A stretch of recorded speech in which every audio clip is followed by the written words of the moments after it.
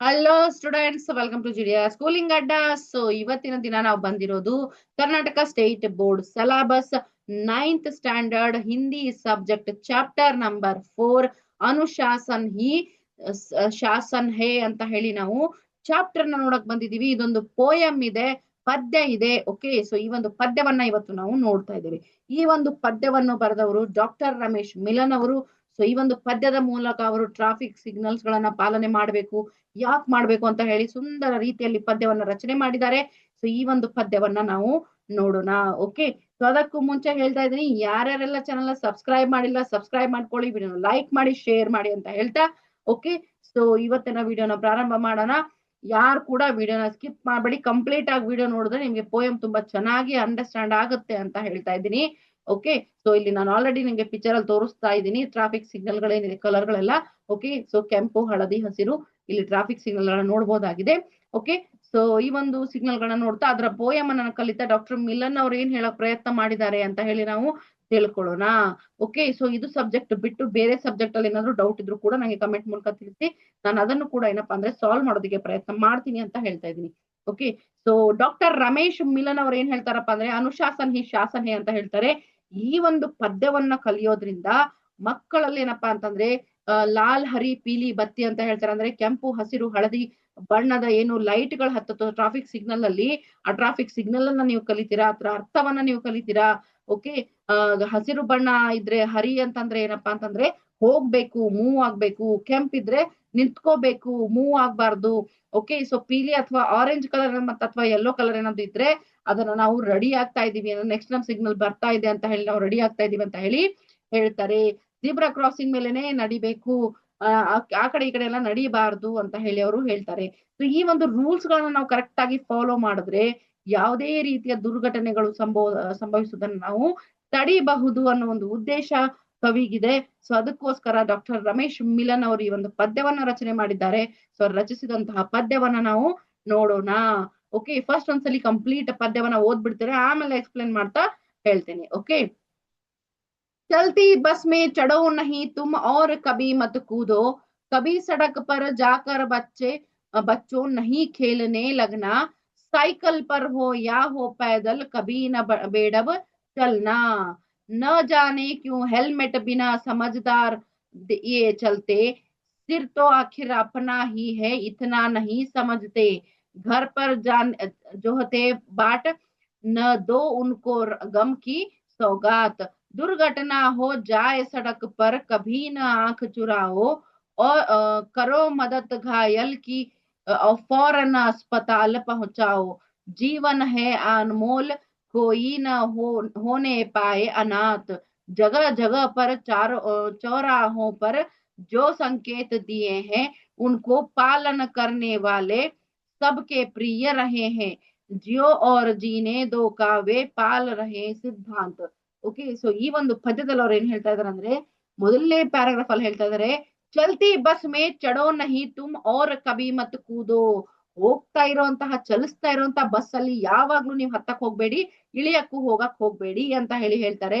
ಯಾಕಂತಂದ್ರೆ ಏನಾಗತ್ತಪ್ಪ ಅಂದ್ರೆ ಹೋಗ್ತಾ ಇರೋ ಬಸ್ ಅಲ್ಲಿ ನಾವೇನಾದ್ರೂ ಓಡೋಗಿ ಹತ್ತಕ್ ಹೋದ್ರೆ ಅಥವಾ ಚಲಿಸ್ತಾ ಇರೋ ಬಸ್ ಅನ್ನ ನಾವು ಇಳಿಯಕ್ ಪ್ರಯತ್ನ ಮಾಡಿದ್ರೆ ಬ್ಯಾಲೆನ್ಸ್ ಮಿಸ್ ಆಗಿ ಬಿದ್ದು ಏಟುಗಳಾಗೋ ಚಾನ್ಸಸ್ ಇರುತ್ತೆ. ಕೆಳಗಡೆ ಸೈಡ್ ಅಲ್ಲಿ ಬಿದ್ದು ಏಟಾಗಿ ಗಾಯ ಆಗಿ ಕೈ ಕೆತ್ತಿಸ್ಕೊಂಡು ರಕ್ತ ಬರ್ಸ್ಕೊಂಡು ಸ್ವಲ್ಪ ಏನಾದ್ರೂ ಆಗಿ ಉಳಿದ್ರೆ ನಮ್ಮ ಹಣೆ ಬರಹದಲ್ಲಿ ಬರ್ದಿರೋ ಒಂದು ಒಳ್ಳೆಯ ಪುಣ್ಯದ ಕೆಲಸ ಅನ್ಕೊಂಡು ನಾವು ಬದುಕದ್ವಪ್ಪ ಅಂತ ಹೇಳಿ ಅನ್ಕೋತೀವಿ. ಬೈ ಚಾನ್ಸ್ ನೀವು ಆ ರೀತಿ ಮಾಡೋವಾಗ ಬ್ಯಾಲೆನ್ಸ್ ಮಿಸ್ ಆಗಿ ಬಸ್ಸಿನ ಟೈರ್ ಕೆಳಗಡೆ ನೀವು ಹೋಗಿ ಸಿಕ್ಕಾಕೊಂಡ್ರೆ ಉಳಿಯೋ ಚಾನ್ಸೇ ಇಲ್ಲ. ಸೊ ಅದಕ್ಕೋಸ್ಕರ ಯಾರು ಕೂಡ ಅಂತಹ ಒಂದು ಕೆಲಸಗಳನ್ನ ಮಾಡಕ್ ಹೋಗ್ಬೇಡಿ. ಹೋಗ್ತಾ ಇರೋ ಚಲಿಸ್ತಾ ಇರೋ ಬಸ್ ಅಲ್ಲಿ ಯಾವಾಗ್ಲೂ ಹತ್ತಬಾರ್ದು, ಇಳಿಬಾರ್ದು ಅಂತ ಹೇಳಿ ಕವಿ ಹೇಳ್ತಾ ಇದ್ದಾರೆ.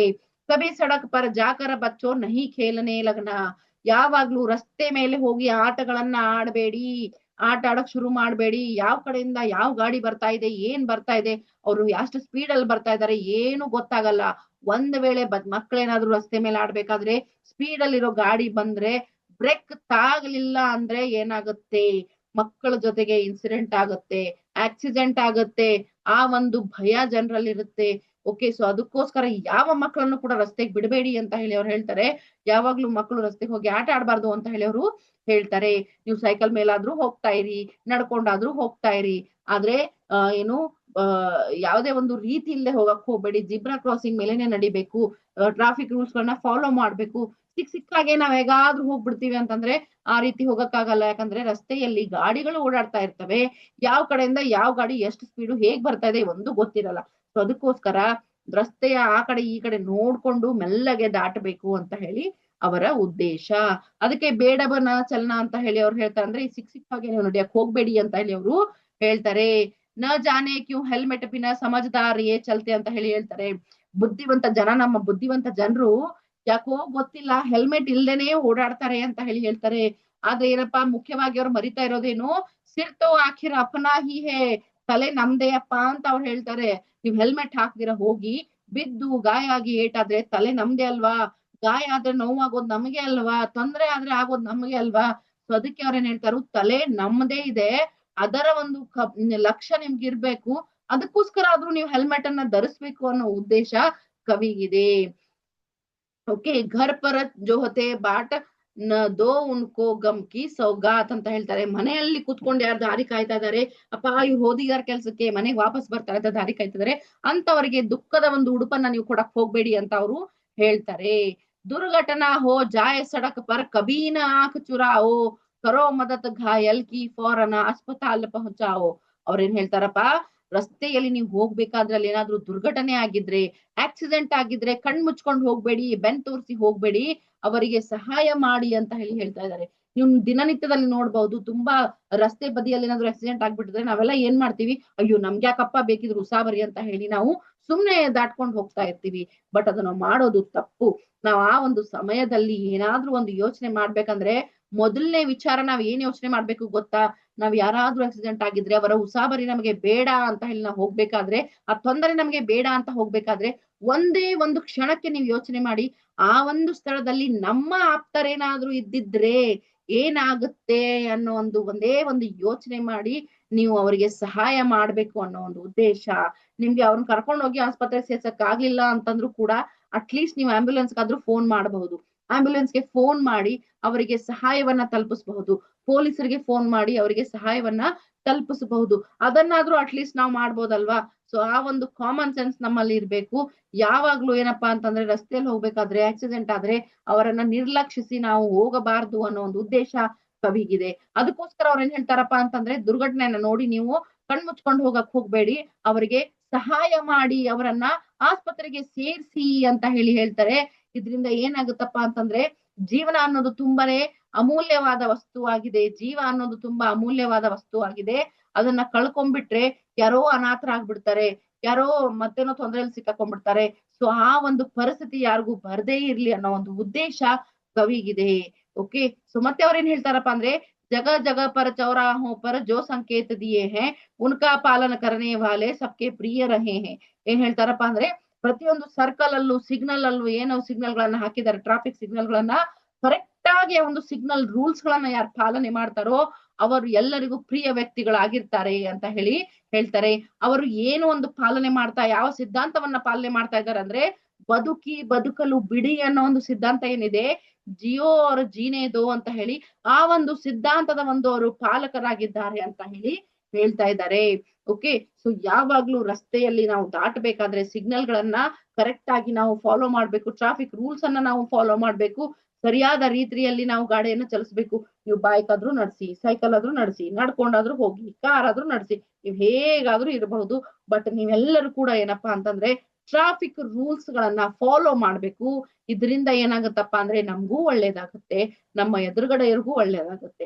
ಓಕೆ, ಸೊ ಈ ಒಂದು ಉದ್ದೇಶವನ್ನ ಇಟ್ಕೊಂಡು ಶಾಸನ ಅಂದ್ರೆ ಅನುಶಾಸನಬದ್ಧರಾಗಿ ನಾವು ನಡೆದ್ರೆ ಅದೇ ಒಂದು ಶಾಸನ ಆಗುತ್ತೆ ಅಂತ ಹೇಳಿ ಕವಿ ಏನಪ್ಪಾ ಅಂತಂದ್ರೆ ಡಾಕ್ಟರ್ ರಮೇಶ್ ಮಿಲನ್ ಅವರು ಹೇಳ್ತಾರೆ.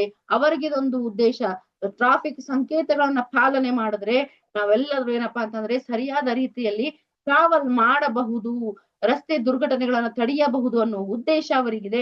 ಅದಕ್ಕೋಸ್ಕರ ಈ ಒಂದು ಸುಂದರ ಪದ್ಯವನ್ನ ಬರೆದಿದ್ದಾರೆ. ಓಕೆ, ಸೊ ಇನ್ನೊಂದ್ಸಲಿ ಇವತ್ತು ಪದ್ಯವನ್ನ ಓದ್ಬಿಡೋಣ. चलती बस में चढ़ो नहीं तुम और कभी मत कूदो, कभी सड़क पर जाकर बच्चों नहीं खेलने लगना, साइकिल पर या हो या पैदल, कभी ना बेढब चलना, न जाने क्यों हेलमेट बिना समझदार ये चलते, सिर तो आखिर अपना ही है इतना नहीं समझते, घर पर जो दे बाट न दो उनको गम की सौगात, दुर्घटना हो जाए सड़क पर कभी ना आंख चुराओ, करो मदद घायल की फौरन अस्पताल पहुंचाओ, जीवन है अनमोल कोई न होने पाए अनाथ, जगह जगह पर चौराहों पर जो संकेत दिए हैं उनका पालन करने वाले सबके प्रिय रहे हैं, जियो और जीने दो का वे पाल रहे ಸಿದ್ಧಾಂತ. ಓಕೆ, ಸೊ ಈ ಒಂದು ಕವಿತೆಯ ಮೂಲಕ ಕಂಪ್ಲೀಟ್ ಆಗಿ ಅವರು ಟ್ರಾಫಿಕ್ ಸಿಗ್ನಲ್ ಗಳಲ್ಲಿ ನಾವು ರೂಲ್ಸ್ ಗಳನ್ನ ಫಾಲೋ ಮಾಡಬೇಕು, ಸಿಗ್ನಲ್ ಗಳನ್ನ ಪಾಲಿಸಬೇಕು ಅಂತ ಹೇಳಿ ಅವರು ಹೇಳ್ತಾ ಇದ್ದಾರೆ. ಇದರಿಂದ ಎಲ್ಲರಿಗೂ ಅನುಕೂಲ ಆಗುತ್ತೆ, ಎಲ್ಲರೂ ಒಂದು ಶಾಸನಬದ್ಧವಾಗಿ ನಿಯಮಬದ್ಧವಾಗಿ ನಾವು ಇರಬಹುದು, ಮತ್ತೆ ಎಲ್ಲರೂ ಕೂಡ ಆರಾಮವಾಗಿ ನಾವು ಟ್ರಾಫಿಕ್ ಅಲ್ಲಿ ಚಲಿಸಬಹುದು ಅಂತ ಹೇಳಿ ಅವರು ಹೇಳ್ತಾ ಇದ್ದಾರೆ. ಓಕೆ, ಸೊ ಕವಿ ಪರಿಚಯ ಏನ್ ಕೊಟ್ಟಿದ್ದಾರೆ ಅಂತ ಹೇಳಿ ನಾವು ಇಲ್ಲಿ ನೋಡ್ಬೇಕಂತಂದ್ರೆ, ಕವಿ ಪರಿಚಯದಲ್ಲಿ ನಾವು ನೋಡೋದಾದ್ರೆ ಏನು ರಮೇಶ್ ಮಿಲನ್ ಅವ್ರೇನಪ್ಪಾ ಅಂತಂದ್ರೆ ಹಿಂದಿಯ ಒಬ್ಬ ಸುಪ್ರಸಿದ್ಧ ಬಾಲ ಸಾಹಿತ್ಯಕಾರರಾಗಿದ್ದಾರೆ. ಮಕ್ಕಳಿಗೋಸ್ಕರ ಇವರು ಸಾಹಿತ್ಯಗಳನ್ನ ರಚನೆ ಮಾಡ್ತಾ ಇದ್ರು, ಪದ್ಯ ಆಗಿರ್ಬೋದು ಕಥೆ ಆಗಿರ್ಬೋದು ರಚನೆಯನ್ನ ಮಾಡ್ತಾ ಇದ್ರು. ಇವರ ಹುಟ್ಟು ಯಾವಾಗಪ್ಪ ಅಂತಂದ್ರೆ 7th ಜುಲೈ 1946 ಅಲ್ಲಿ ಇವರು ಜನಿಸಿದ್ರು. ಮಾಂಚಡ್ ಅನ್ನೋ ಒಂದು ಊರಲ್ಲಿ. ಓಕೆ, ಬುಲಂದ್ ಶಹರ್ ಉತ್ತರ ಪ್ರದೇಶ ಆ ಒಂದು ಊರಲ್ಲಿ ಇವರು ಜನಿಸಿದ್ರು ಅಂತ ಹೇಳಿ ನಾವು ನೋಡ್ತೇವೆ. ಓಕೆ, ಇವರು ಹಿಂದಿ ಮತ್ತೆ ರಾಜನೀತಿ ಶಾಸ್ತ್ರದಲ್ಲಿ MA ಡಿಗ್ರಿಯನ್ನ ಪಡ್ಕೊಂಡಿದ್ರು. ಓಕೆ, ಸೊ ಇವರು ಹಾಸ್ಯ, ವ್ಯಂಗ್ಯ, ನಾಟಕ ಈ ರೀತಿಯಲ್ಲಿ ಏನಪ್ಪಾ ಅಂತಂದ್ರೆ ತುಂಬಾ ಚೆನ್ನಾಗಿ ಅವ್ರೇನಪ್ಪಾ ಅಂತಂದ್ರೆ ಕಥೆಗಳನ್ನ, ಕವನಗಳನ್ನ, ಪದ್ಯಗಳನ್ನ ಬರಿತಾ ಇದ್ರು ಅಂತ ಹೇಳಿ ನಾವು ನೋಡಬಹುದಾಗಿದೆ. ಓಕೆ, ಇವರ ಒಂದು ಕವಿತೆಯ ಸಂಗ್ರಹವನ್ನ ಸೋನೆ ಕಿ ಮಛಲಿ ಅಂತ ಹೇಳಿ ಏನಪ್ಪಾ ಅಂತಂದ್ರೆ ಇದೆ ಅಂತ ಹೇಳಿ ಹೇಳ್ತಾ ಇದ್ದಾರೆ. NCERT ದ್ವಾರ ಏನೋ ಪುಸ್ತಕ ಅಂತ ಹೇಳಿ ಹೇಳ್ತಾ ಇದ್ದಾರೆ. ಆ ಒಂದು ಅಂದ್ರೆ ಸರ್ಕಾರ ನಿಮಗೇನ್ ಸಿಲೆಬಸ್ ಇದೆಯೋ, ನಿಮ್ಮ ಕರ್ನಾಟಕ ಸಿಲೆಬಸ್ ಏನಿದೆಯೋ ಆ ಒಂದು ಸಿಲೆಬಸ್ ಅಲ್ಲಿ NCERT ಅವರ ಮೂಲಕ ಪ್ರಸ್ತುತಪಡಿಸಿದಂತ ಒಂದು ಪುಸ್ತಕದಲ್ಲಿ ಸೋನೆ ಕಿ ಮಛಲಿ ಅಂತ ಹೇಳಿ ಒಂದು ಕವಿತೆಯ ಸಂಗ್ರಹವನ್ನ ಅಲ್ಲಿ ಪಬ್ಲಿಷ್ ಮಾಡಿದ್ದಾರೆ ಅಂತ ಹೇಳಿ ನಾವು ನೋಡಬಹುದಾಗಿದೆ. ಓಕೆ, ಸೊ ಈ ಒಂದು ಪದ್ಯ ನಿಮ್ಗೆಲ್ರಿಗೂ ತಿಳಿದಿದೆ ಅಂತ ಹೇಳಿ ಅನ್ಕೋತಾ ಇದ್ದೀನಿ. ಯಾರಿಗಾದ್ರೂ ಏನಾದ್ರು ಅಂಡರ್ಸ್ಟ್ಯಾಂಡ್ ಆಗಿಲ್ಲ ಅಂದ್ರೆ ಕಮೆಂಟ್ ಮೂಲಕ ತಿಳಿಸಬಹುದು, ಅವರಿಗೆ ನಾನು ನೆಕ್ಸ್ಟ್ ವಿಡಿಯೋದಲ್ಲಿ ಕ್ಲಾರಿಫಿಕೇಶನ್ ಕೊಡ್ತೀನಿ. ಹಿಂದಿ ಸಬ್ಜೆಕ್ಟ್ ಮಾತ್ರ ಅಲ್ಲ, ಹಿಂದಿ ಸಬ್ಜೆಕ್ಟ್ ಬಿಟ್ಟು ಬೇರೆ ಯಾವುದೇ ಸಬ್ಜೆಕ್ಟ್ ಅಲ್ಲಿ ನಿಮ್ಗೆ ಏನಾದ್ರೂ ಡೌಟ್ ಇದ್ರೆ ನಂಗೆ ದಯಮಾಡಿ ಕಮೆಂಟ್ ಮೂಲಕ ತಿಳಿಸಿ, ನಾನು ಅದನ್ನ ನೋಡಿ ರೆಸ್ಪಾಂಡ್ ಮಾಡ್ತೇನೆ, ಮತ್ತೆ ಆ ನಿಮ್ಮ ಡೌಟ್ ಅನ್ನ ಕ್ಲಾರಿಫೈ ಮಾಡೋದಕ್ಕೆ ಟ್ರೈ ಮಾಡ್ತೇನೆ. ಬೇರೆ ಸಬ್ಜೆಕ್ಟ್ ಏನಾದ್ರು ವಿಡಿಯೋ ಆಗಿದ್ರೆ ಆ ಒಂದು ಸಬ್ಜೆಕ್ಟ್ ವಿಡಿಯೋಗಳನ್ನು ಕೂಡ ನಾನು ಅಪ್ಲೋಡ್ ಮಾಡ್ತೇನೆ ಅಂತ ಹೇಳ್ತಾ ಇದ್ದೀನಿ. ಓಕೆ, ಸೊ ಇನ್ನೊಂದ್ಸಲಿ ಯಾರ್ಯಾರೆಲ್ಲ ಚಾನಲ್ ಸಬ್ಸ್ಕ್ರೈಬ್ ಮಾಡಿಲ್ಲ ಸಬ್ಸ್ಕ್ರೈಬ್ ಮಾಡ್ಕೊಳ್ಳಿ, ವಿಡಿಯೋನ ಲೈಕ್ ಮಾಡಿ, ಶೇರ್ ಮಾಡಿ ಅಂತ ಹೇಳ್ತಾ, ಮತ್ತೇನಾದ್ರೂ ಹೊಸ ಅಪ್ಡೇಟ್ ಇದ್ರೆ ನೆಕ್ಸ್ಟ್ ವಿಡಿಯೋದಲ್ಲಿ ನಿಮ್ಗೆ ಮತ್ತೆ ಭೇಟಿ ಆಗ್ತೀನಿ. ಅಲ್ಲಿವರೆಗೂ ಎಲ್ಲರಿಗೂ have a nice day, bye bye.